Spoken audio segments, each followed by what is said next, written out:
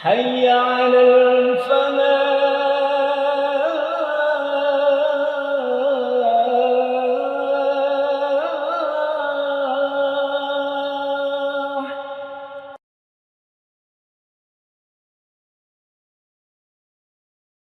Bismillahirrahmanirrahim. Assalamualaikum warahmatullahi wabarakatuh. Innal hamdalillah nahmaduhu wa nasta'inuhu wa nastaghfiruh wa na'udzu billahi min shururi anfusina wa min sayyiati a'malina. May yahdihillahu fala mudilla lahu ومن يضلل فلا هادي له. أشهد أن لا إله إلا الله وحده لا شريك له وأشهد أن محمدا عبده ورسوله. اللهم صل وسلم عليه وعلى آله وصحبه.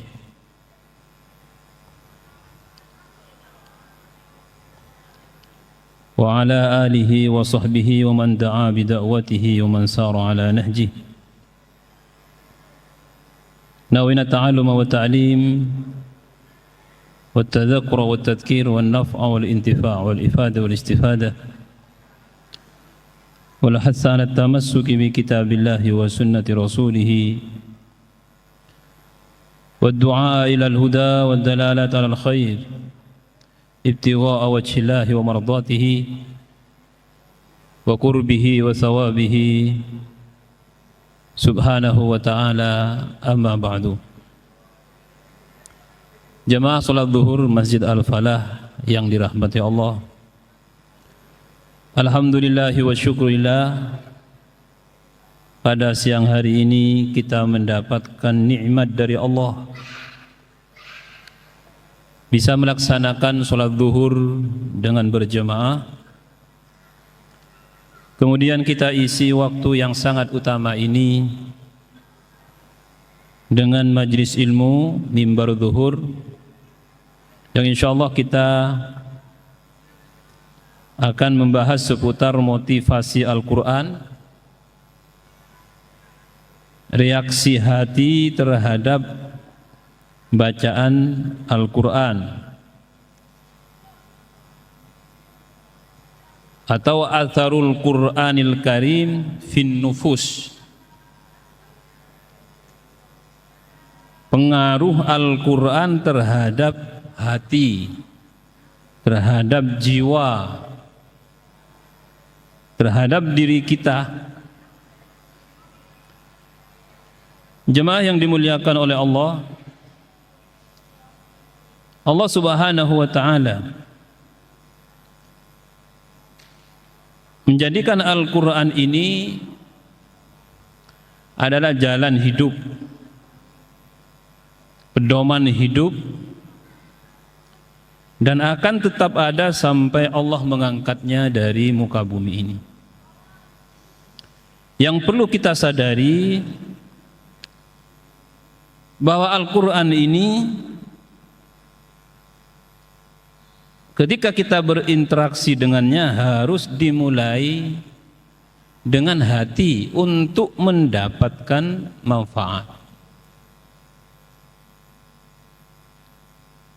Afala yatadabbaruna al-Qur'an am ala qulubin aqfaluha. Tadabbur itu menjadi sebab manfaat kita dapatkan dalam bacaan Quran, dan itu tidak bisa diperoleh dengan hati yang tertutup. Am ala qulubin aqfaluha, berarti harus terbuka. Kita tiap hari membaca Quran, mungkin sebagian ada yang punya hizib, atau ada yang istiqomah one day one juz dan semisalnya.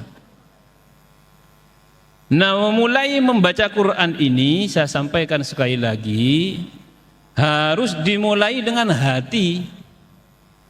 Jangan membuka Al-Quran dan kita ingin membaca, memulai membaca, belum siap secara psikis.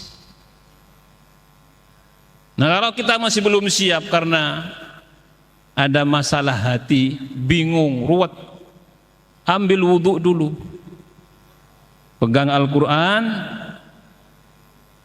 dan bukalah mushaf. Maka dianjurkan orang yang ingin membaca Al-Quran sedangkan hatinya sedang tidak tenang, maka dianjurkan orang ini membaca Al-Quran bin nadhar untuk menggugah hati. Hati kita sedang sedih, sedang tidak tenang, karena masing-masing kita ini selama hidup ini ya pasti ada masalah, pasti itu. Dan bukan dengan masalah itu kita jauh dari Quran. Quran malah ingin membantu kita gitu. Nah, kalau kita membaca Al-Quran dalam keadaan seperti ini, maka mulailah dengan ketenangan hati. Caranya, upayakan kita membuka mushaf dengan penglihatan mata kita terhadap ayat-ayat Quran itu mudah-mudahan menjadi penggugah hati. Ini juga bagi yang hafal Quran, jangan melulu membaca bil ghaib. Bil ghaib itu membaca dengan hafalan. Harus punya amalan hiziban membaca Al-Quran menggunakan mushaf ini. Nah, untuk membantu ini, jadi dengan mata memandang Al-Quran, ayat-ayatnya kita lihat, ikuti sertai dengan bacaan bil jahar. Bil jahar itu dikeraskan. Kalau membaca Quran jangan suara yang tidak terdengar oleh dirinya, minimal terdengar oleh kuping kita sendiri, selama tidak mengganggu dan di dalam keadaan yang sesuai tentunya. Kita di masjid, apalagi di Masjid Al-Falah ini sangat luas, panjenengan diangkat sedikit suaranya insya Allah nggak kedengaran. Nah, mengangkat suara ketika membaca Al-Quran ini, al-jahru bi qiraatil Quran, akan membantu membangunkan hati kita ini yang sedang lalai atau yang sedang berada dalam keadaan yang tidak sehat, membantu itu.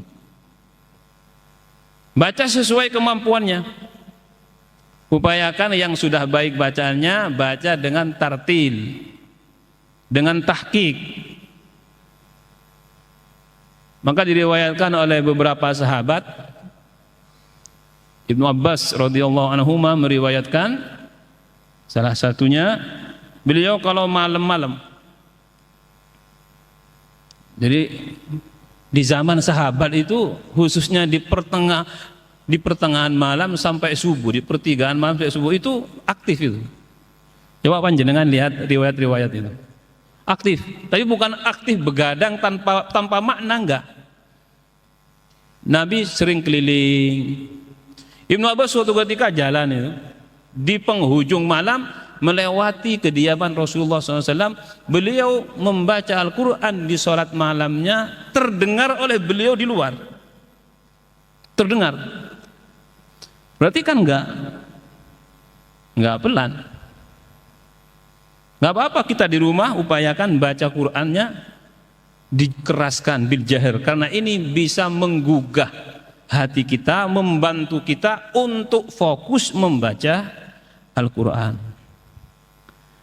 Nah, apabila kita sudah baik dalam membaca Al-Quran, maka Allah akan memberikan ketenangan ke dalam jiwa kita dan akan memberikan kebaikan hati dan solusi terhadap masalah-masalah yang kita hadapi. Allahu nazzala ahsanal hadisi kitaban mutasyabiha, mathaniya taqsha'iru minhu juludul ladina yakhshawna rabbahum. Jadi Al-Quran itu apabila dibaca oleh orang-orang yang memiliki rasa takut kepada Tuhannya, akan gemetar, Taqsya'irru minhu juludul ladzina yakhshawna rabbahum thumma talinu juluduhum wa qulubuhum ila dzikrillah, kemudian menjadi tenang kulit dan hati mereka di waktu mengingat Allah.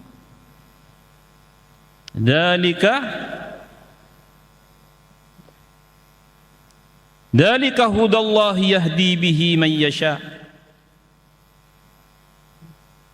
Nah, itulah dengan Al-Qur'an ini Allah Subhanahu wa taala akan memberikan petunjuknya kepada siapa yang dikehendakinya. Wa may yudlilillahu fama lahu min had. Dan barang siapa yang disesatkan Allah, maka tidak ada seorang pun yang bisa memberikan petunjuk kepadanya. Alam ya'ninil ladzina amanu an takhsha qulubuhum li dzikrillah. Bukankah telah datang waktunya bagi orang-orang yang beriman untuk tunduk hati mereka mengingat Allah. Kita ini orang beriman punya modal untuk memperoleh manfaat-manfaat, keistimewaan dari Al-Quran ini. Apa modal itu? Ya, keimanan itu. Idza tuliyat alaihim ayatuhu zadathum imana. Jadi ada korelasi antara bacaan kita dengan kualitas keimanan. Ada korelasi. Nah, ini saya sampaikan supaya kita ketika membaca Al-Quran itu selain mentadabburi juga memperhatikan kemana hati kita ini. Kita harus evaluasi seperti itu supaya kita bisa menemukan makna-makna ijaz. Ijaz itu sesuatu yang diperoleh dengan merenungi, memahami, meyakini hasilnya. Itu ijaz. Maka ada satu ibarat dari Al-Imam Al-Khattabi dalam kitabnya Ijazul Quran, panjang kalimatnya, intinya di dalam Al-Quran itu fi ijazil Qur'ani wajhun akhar. Jadi ada poin lain selain kita pahami dengan keilmuan kita. Kita kalau bertadabbur itu kan biasanya memahami terjemahnya gitu. Ini kan keilmuan, ilmiah saja. Nah, sebenarnya kata beliau ada hal lain. Wajhun akhar, ada sesuatu yang lain. Dhahaba anhu an-nasu fala yakadu ya'rifuhu illa syad min ahadihim wa dzalika sani'uhu bil qulub wa ta'thiruhu fin nufus. Apa hal lain yang dimaksud oleh beliau? Apa yang dirasakan oleh hati kita dan apa taksir pengaruhnya di jiwa kita. Beliau ingin menyampaikan selain kita mempelajari Al-Quran ini dengan otak kita pahami, artinya kita ingin memahami wa aqimus sholata wa atuz zakah, dirikan sholat, tunaikan zakat, itu kan kita paham. Kita diperintah untuk mendirikan sholat, untuk menunaikan zakat. Itu perintah-perintah yang kita pahami dengan keilmuan kita, dengan akal kita. Tapi kata beliau ada sesuatu yang lain. Sani'uhu bil qulub wa ta'thiruhu fin nufus. Nah, ini yang bisa merasakan ya yang membacanya ya. Nah, ketika kita belum mampu merasakan ini, jangan-jangan Al-Quran dibaca dengan lisan kita, hati kita malah ada di tempat lain. Bacaan yang sedikit tapi baik dan mampu memberikan reaksi kepada hati kita, sentuhan kepada hati kita, itu lebih baik daripada baca banyak enggak karuan, malah kadang-kadang salah, bacaannya salah, dan kadang-kadang kita membaca enggak paham. Nah, mulailah kita ini membaca dengan lebih baik lagi. Nah, cara membaca agar kita lebih baik tadi, kita harus juga memperhatikan reaksi-reaksi hati ketika lisan kita membaca Al-Quran. Lihat apa yang terjadi kepada kita.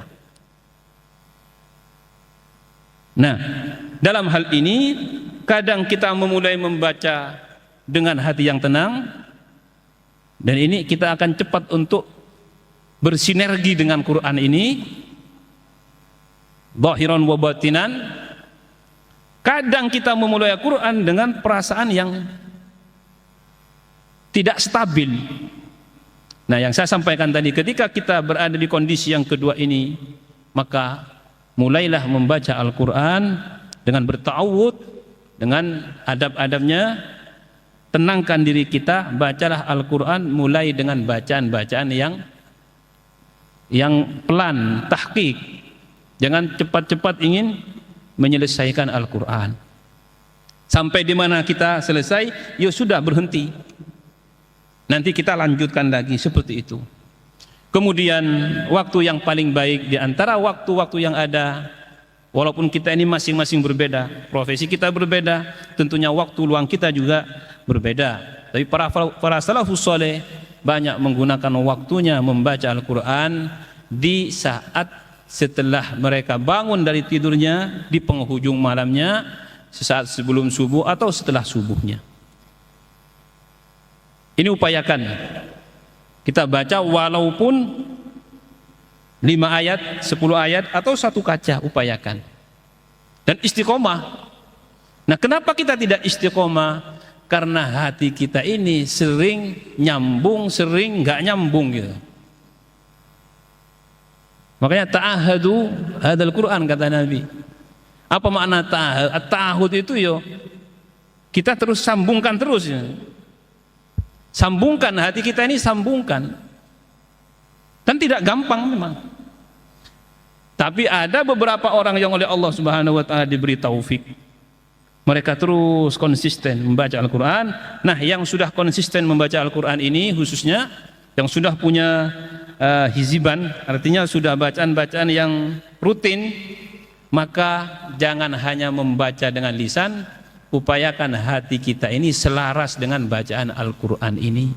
Mudah-mudahan dengan demikian kita termasuk orang-orang yang bisa mendapatkan manfaat Al-Quran di dunia, bukan hanya di akhirat. Al-Quran di dunia itu sangat membantu sekali dalam semua aspek kehidupan.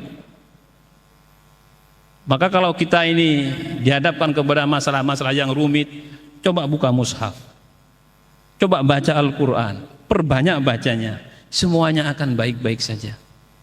Semuanya akan ada solusinya, semuanya akan diarahkan ke arah-arah yang akan memberikan kebaikan kepada kita di dunia wal akhirah. Maka pahami, sadari, dan yakini bahwa Al-Quran ada di tengah-tengah kita itu adalah nikmat yang besar. Jangan sia-siakan. Al-Quran ada di tengah-tengah kita adalah karunia yang besar. Jangan disia-siakan. Makanya ada satu ayat itu, "Tsumma awrasnal kitabal ladzina istafaina min ibadina." Awrasnal kitab, a'tainal kitab. Al-kitab ini Al-Quran. Kami berikan Al-Quran kepada hamba-hamba pilihan. Min ibadina, dari hamba-hamba kami, kata Allah. Nabi mengatakan, kulluhum min hadhil ummah. Semuanya yang disebutkan nanti dari golongannya ini adalah umat ini, umat Muhammad SAW, kita ini. Faminhum zalimun li nafsihi, wa minhum muqtasid, wa minhum sabiqum bil khairati biidznillah. Nah, umat ini semuanya disebutkan 3 golongan ini. Yang pertama yang zalim kepada dirinya. Artinya zalim ini ya dia muslim, dia mukmin, tapi dosa jalan terus. Nah, ini kan sudah ada tanda dari ayat ini bahwa kita umat Muhammad ini umat istimewa. Quran ini luar biasa manfaatnya. Wa minhum muqtasid, ada yang setengah-setengah, dia istiqomah menjalankan syariatnya tapi kadang-kadang masih melakukan hal-hal yang dilarang oleh Allah. Wa minhum sabiqum bil khairat, tapi ada golongan yang oleh Allah sudah diberi keistiqomahan, ketakwaan yang baik. Dan itu semua atas izin Allah biidznillah. Dzalika huwal fadlul kabir.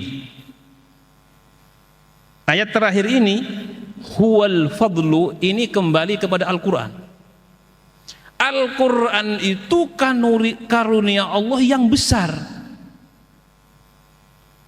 Jangan anggap biasa ya. Al-Quran itu karunia Allah yang besar. Artinya apa?